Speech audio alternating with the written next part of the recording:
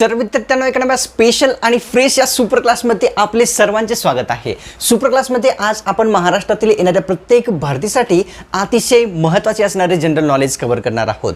त्या कारणास्तव आपण सर्वांच्या सुपर क्लासला सुरूपासून शेवटपर्यंत नक्कीच पाहायचं आहे। तसेच तुम्ही चॅनलवर नवीन असाल तर सबस्क्राइब लगेच करून घ्या। आणि सुपर क्लासला सुरू करण्यापूर्वी विद्यार्थ्यांनो आपल्या सर्वांसाठी मी काय आहे 470 पेजेसचे एक PDF तयार केलेली आहे। ही PDF आपल्याला विद्यार्थ्यांनो फक्त आणि फक्त 149 मध्ये मिळत आहे। अतिशय महत्त्वाचे आहे PDF, कारण या PDF मधील नुकतेच जिल्हा परिषद भरती, तलाठी भरती झालेली आहे, नगर परिषद भरती झालेली आहे, जिल्हा परिषद जी सर्व भरती झालेली आहे त्यामध्ये बरेच क्वेश्चन्स आले होते या 470 पेजेसच्या PDF मधून। तर सर्वांनी नक्कीच घ्यायचं आहे। घेण्यासाठी स्क्रीनवर जो आपल्याला मोबाईल नंबर दिसत आहे त्यावर WhatsApp करा। केल्याच्या नंतर आपल्याला एक QR कोड दिला जाईल आणि 149 चे पेमेंट झाले की लगेच हे 470 पेजेसचे PDF आपल्याला दिले जाईल ईमेलवर। सर्वांनी नक्कीच घ्यायचा आहे। सुपर क्लासला सुरुवात करूया। सर्वात पहिला जो प्रश्न आहे प्रश्न पाहूया। प्रश्न असा आहे आपल्या समोर विद्यार्थ्यांनो, भारतातील सर्वात रुंद नदी आपल्याला ओळखायची आहे की कोणती आहे रुंद असलेली नदी? तर गोमती, गंगा, ब्रह्मपुत्रा, तसेच विद्यार्थ्यांनो चंबळ। तर ऑप्शन क्रमांक किती 3 योग्य राहणार आहे। ब्रह्मपुत्रा ही जी नदी आहे भारतातील सर्वात रुंद असलेली नदी आपल्या सर्वांना दिसून येते। तर घेऊया पुढचा प्रश्न कोणता राहील ते। सांबर सरोवर कोणत्या पाण्याचे सरोवर आहे ते आपल्याला विचारलेलं आहे। सरोवराचं नाव आहे विद्यार्थ्यांनो सांबर हे सरोवर। तर कोणत्या? खाऱ्या, गोड, साध्या किंवा वरीलपैकी सर्व? तर ऑप्शन क्रमांक 1 योग्य राहणार आहे। सांबर सरोवर हे खाऱ्या पाण्याचे सरोवर असताना आपल्या सर्वांना दिसून येत असते। तर घेऊया पुढचा प्रश्न काय राहील। अकोला जिल्ह्यामध्ये कोणता किल्ला स्थित आहे ते आपल्याला विचारलेलं आहे। जिल्हा आहे विद्यार्थ्यांनो अकोला। या जिल्ह्यामध्ये नरनाळा, सिंहगड, रायगड, पुरंदर। तर ऑप्शन क्रमांक किती 1 योग्य राहणार आहे। नरनाळा हा जो किल्ला आहे अकोला जिल्ह्यामध्ये स्थित असलेला आपल्या सर्वांना दिसून येत असतो। तर घेऊया पुढचा प्रश्न। या ठिकाणी चौथा प्रश्न असा आहे, पुणे सोलापूर या मार्गावर धावणारी एक्सप्रेस कोणती आहे ते विचारलेलं आहे। कोणत्या 2 ठिकाणादरम्यान? पुणे सोलापूर या 2 ठिकाणादरम्यान। तुंगभद्रा एक्सप्रेस, दीक्षाभूमी एक्सप्रेस, हुतात्मा एक्सप्रेस किंवा परिवहन एक्सप्रेस? तर ऑप्शन क्रमांक विद्यार्थ्यांनो आपल्या समोर या ठिकाणी 3 योग्य राहणार आहे। हुतात्मा एक्सप्रेस जी आहे पुणे सोलापूर या 2 ठिकाणादरम्यान धावणारी दिसून येते। तर घेऊया पुढचा प्रश्न। कजरी हा नृत्य प्रकार खालीलपैकी कोणत्या राज्याचा आहे ते आपल्याला विचारलेलं आहे। प्रकाराचं नाव आहे कजरी हा उत्तराखंड, उत्तर प्रदेश, वरीलपैकी दोन्ही किंवा आंध्र प्रदेश। ऑप्शन क्रमांक 3 योग्य आहे। वरीलपैकी दोन्हीही म्हणजेच उत्तर प्रदेश तसेच उत्तराखंड या दोन्हीही राज्याचा कोणता? कजरी हा लोकनृत्य प्रकार असलेला दिसून येतो। तर घेऊया पुढचा प्रश्न। महाराष्ट्राच्या एकूण क्षेत्रफळापैकी 3/4 भागामध्ये कोणती मृदा आहे ते आपल्याला विचारलेलं आहे। किती? 3/4 भागामध्ये कोणती मृदा आहे ते महाराष्ट्राच्या एकूण क्षेत्रफळापैकी? काळी मृदा, रेगूर मृदा, जांभी मृदा किंवा वरीलपैकी नाही? ऑप्शन क्रमांक 2 योग्य राहणार आहे। रेगूर मृदा जी आहे विद्यार्थ्यांनो 3/4 भागामध्ये आपल्याला महाराष्ट्रात दिसून येते। तर घेऊया पुढचा प्रश्न। या ठिकाणी चिरोली स्थानिक डोंगर महाराष्ट्रातील कोणत्या जिल्ह्यात येते विचारलेलं आहे। डोंगराचं नाव चिरोली असे आहे आणि पर्यायामध्ये गडचिरोली, नागपूर, जालना, कोल्हापूर असे पर्याय आहेत। ऑप्शन क्रमांक 1 म्हणजेच गडचिरोली जिल्ह्यामध्ये चिरोली नावाचे स्थानिक डोंगर आपल्याला दिसून येते। तर घेऊया पुढचा प्रश्न काय राहील ते। प्रश्न या ठिकाणी 8वा असा आहे, ज्योतिपुंज या पुस्तकाचे लेखक खालीलपैकी कोण आहेत ते विचारलेलं आहे। पुस्तकाचं नाव आहे ज्योतिपुंज। तर नरेंद्र मोदी, प्रणव मुखर्जी, देवेंद्र फडणवीस किंवा राज ठाकरे? तर ऑप्शन क्रमांक 1 योग्य आहे। नरेंद्र मोदी यांनी जो आहे विद्यार्थ्यांनो ज्योतिपुंज हे पुस्तक लिहिलेले आपल्या सर्वांना माहीत आहे। घेऊया पुढचा प्रश्न। हेमोग्लोबिन हा जो आहे खालीलपैकी कशाचा एक अंश असतो ते विचारलेलं आहे। जे हेमोग्लोबिन असते शरीरामध्ये हे कशाचा अंश आहे? जस्त, लोह, मॅग्नीज किंवा वरीलपैकी नाही? ऑप्शन क्रमांक 2 लोहाचाच अंश म्हणजे शरीरामध्ये विद्यार्थ्यांनो हेमोग्लोबिन असतो जे की रक्तामध्येच असतो। तर घेऊया पुढचा प्रश्न। 10वा प्रश्न असा आहे, चित्रकूट धबधबा खालीलपैकी कोणत्या नदीवर स्थित आहे ते आपल्याला सांगायचं आहे। चित्रकूट धबधबा विचारलेला आहे कोणत्या नदीवर येतो? इंद्रायणी, सतलज, गंगा किंवा वरीलपैकी नाही? तर ऑप्शन क्रमांक विद्यार्थ्यांनो 1 योग्य राहणार आहे। इंद्रायणी नदीवर चित्रकूट धबधबा असलेला आपल्या सर्वांना दिसून आलेला आहे। घेऊया पुढचा प्रश्न। प्रश्न या ठिकाणी असा आहे की गौतम बुद्धांनी पहिले प्रवचन खालीलपैकी कोणत्या ठिकाणी दिलेले होते? कोणी? गौतम बुद्धांनी पहिले प्रवचन लुंबिनी, बौद्धगया, सारनाथ किंवा वरीलपैकी नाही. तर ऑप्शन क्रमांक 3 योग्य आहे. सारनाथ या ठिकाणी भगवान गौतम बुद्धांनी आपले पहिले प्रवचन दिलेले आपल्या सर्वांना दिसून येते. तर घेऊया पुढचा प्रश्न. या ठिकाणी रेफ्रिजरेटरमध्ये खालीलपैकी कोणता गॅस असतो विचारलेलं आहे. रेफ्रिजरेटर ज्याला आपण शीतकपाट म्हणतो, फ्रेऑन, ऑक्सिजन, कार्बन, नायट्रोजन. तर ऑप्शन क्रमांक 1 योग्य आहे. फ्रेऑन जो वायू आहे रेफ्रिजरेटरमध्ये किंवा शीतकपाटामध्ये असतो. घेऊया पुढचा प्रश्न. भारतातील एकूण किती राज्यांना समुद्रकिनारा लाभलेला आहे ते विचारलेलं आहे. समुद्रकिनारा एकूण किती? 28 राज्यापैकी किती राज्यांना लाभलेला आहे? 10, 9, 5, 4. तर ऑप्शन क्रमांक विद्यार्थ्यांना 2 योग्य आहे. भारतातील एकूण 9 राज्यांना समुद्रकिनारा लाभलेला आपल्या सर्वांना दिसून येतो. तर घेऊया पुढचा प्रश्न. कोणत्या एका राज्याला समुद्रकिनारा लाभलेला नाही दिलेल्या पर्यायापैकी ओळखायचं आहे. कोणते राज्य आहे ज्याला समुद्रकिनारा नाही? महाराष्ट्र, केरळ, बिहार, गुजरात.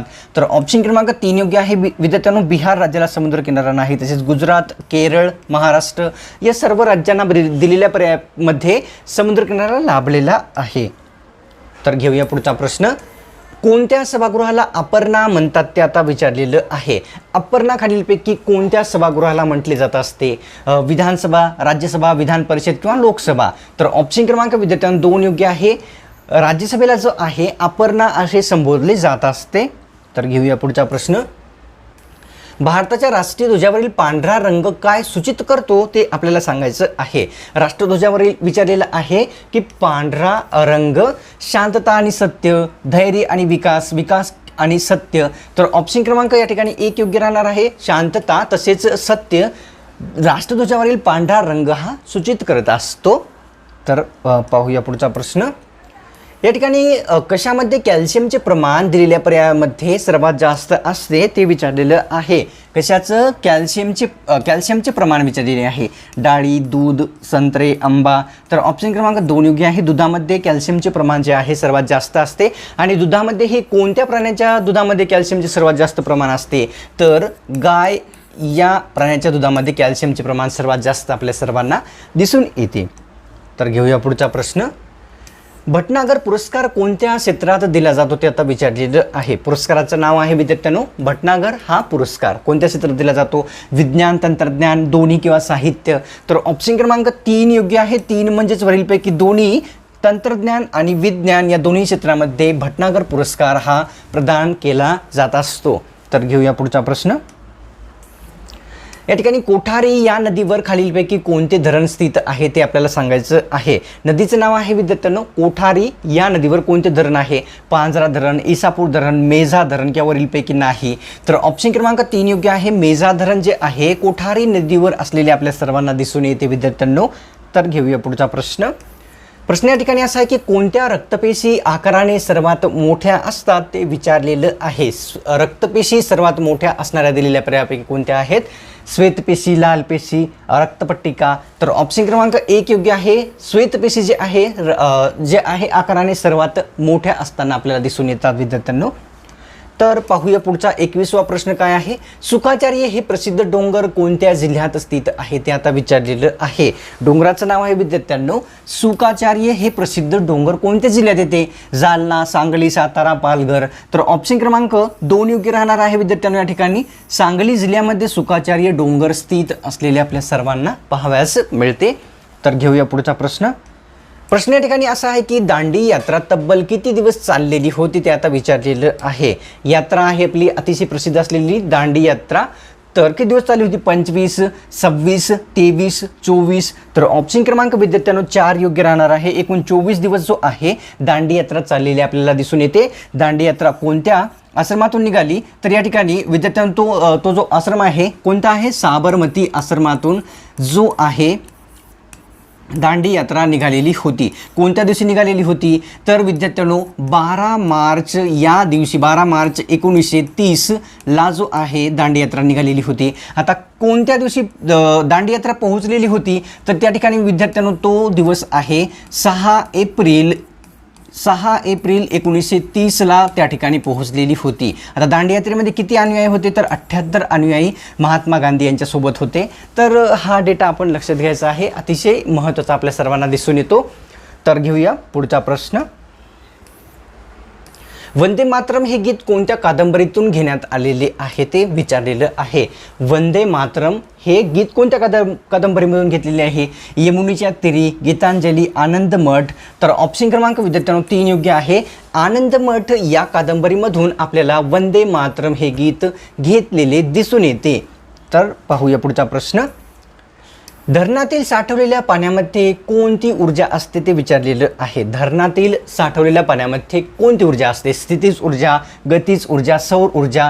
तर ऑप्शन क्रमांक 1 योग्य आहे. स्थितीज ऊर्जा जी आहे विद्यार्थ्यांनो धरणातील साठवलेल्या पाण्यामध्ये स्थित असलेली आपल्या सर्वांना माहीत आहे. पुढचा प्रश्न 25 असा आहे की बाळशास्त्री जांभेकर यांनी दर्पण वृत्तपत्र कोणत्या भाषेत सुरू केलेले होते ते विचारलेलं आहे. व्यक्ती आहेत बाळशास्त्री जांभेकर, वृत्तपत्र आहेत दर्पण, तर कोणत्या भाषेत सुरू केलेले होते? मराठी, इंग्रजी, वरील दोन्ही किंवा हिंदी. तर ऑप्शन क्रमांक 3 योग्य आहे. 3 म्हणजेच मराठी तसेच हिंदी या दोन्ही भाषेमध्ये विद्यार्थ्यांनो दर्पण वृत्तपत्र बाळशास्त्री जांभेकर यांनी सुरू केलेले दिसून येते. तर घेऊया पुढचा प्रश्न. राष्ट्रपती कोणाकोणाची नियुक्ती करत असतात ते विचारलेलं आहे विद्यार्थ्यांनो. व्यक्ती आहेत या ठिकाणी राष्ट्रपती. कोणाची नियुक्ती करतो? राज्यपाल, निवडणूक आयुक्त, वरील दोन्ही किंवा महापौर. तर ऑप्शन क्रमांक 3 योग्य आहे. निवडणूक आयुक्त तसेच राज्यपाल यांची नियुक्ती भारताचा राष्ट्रपती हा करताना आपल्याला दिसून येतो. तर घेऊया पुढचा प्रश्न. पाणी साठवण्याचा क्षमतेमध्ये सर्वात मोठे धरण कोणते आहे ते विचारलेलं आहे. ज्यामध्ये पाणी सर्वात जास्त साठवले जाते तर ते कोणते धरण आहे ते विचारलेलं आहे. राधानगरी, उजनी, कोयना किंवा जायकवाडी. तर ऑप्शन क्रमांक विद्यार्थ्यांनो आपल्यासमोर या ठिकाणी 2 योग्य आहे. उजनी धरण जे आहे पाणी साठवण्याच्या क्षमतेने सर्वात मोठे धरण असलेले आपल्याला दिसून येते. तर घेऊया पुढचा प्रश्न. 28वा प्रश्न असा आहे की एका वर्षात 30 दिवसांचे एकूण किती महिने असतात ते विचारलेलं आहे. 30 दिवसांचे एकूण किती महिने असतात ते विचारलेलं आहे विद्यार्थ्यांनो. एका वर्षामध्ये 10, 8, 7 किंवा 4. तर ऑप्शन क्रमांक 4 योग्य राहणार आहे. एकूण 4 महिने जे आहे एका वर्षामध्ये 30 दिवसाचे असलेले आपल्या सर्वांना दिसून येतात. तर घेऊया पुढचा प्रश्न. प्रश्न या ठिकाणी असा आहे की जळगाव कोणत्या लेण्याचे प्रवेशद्वार म्हणून ओळखले जाते ते आता आपल्याला विचारलेलं आहे. ठिकाण आहे जळगाव हे कोणत्या लेण्याचे प्रवेशद्वार आहे? अजिंठा, आगासी, कार्ले, महाकाली. तर ऑप्शन क्रमांक सर्वांना माहितीच असेल की अजिंठा लेण्याचे प्रवेशद्वार म्हणून जळगावला ओळखले जात असते. तर घेऊया पुढचा प्रश्न विद्यार्थ्यांनो. प्रश्न असा आहे आपल्यासमोर की पुणे करार करण्याचे कोणते एक प्रमुख कारण होते ते आता विचारलेलं आहे. पुणे करार जो की महात्मा गांधी आणि डॉक्टर बाबासाहेब आंबेडकर यांच्यात झालेला होता. तर हे करण्याचे मुख्य कारण काय आहे? समाज हक्क, जातीय निवाडा, समाज शिक्षण किंवा राजकीय हक्क.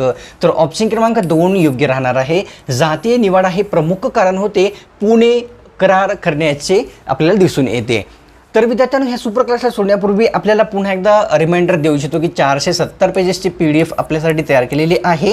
हे PDF जे आहे विद्यार्थ्यांनो आपल्याला फक्त आणि फक्त किती 149 मध्ये मिळत आहे. सर्वांनी नक्कीच घ्यायचं आहे. या PDF मधील खूप सारे क्वेश्चन्स प्रत्येक एक्झाममध्ये येत आहेत. या कारणास्तव PDFला घेण्यासाठी विद्यार्थ्यांनो आपल्याला काय करायचं आहे? स्क्रीनवर जो मोबाईल नंबर दिसत आहे त्यावर आपल्याला व्हॉट्सअप करायचा आहे. केल्याच्या नंतर एक QR कोड दिला जाईल. 149 पेमेंट झाले की लगेच ती PDF दिली जाईल आपल्या सर्वांना ईमेलवर.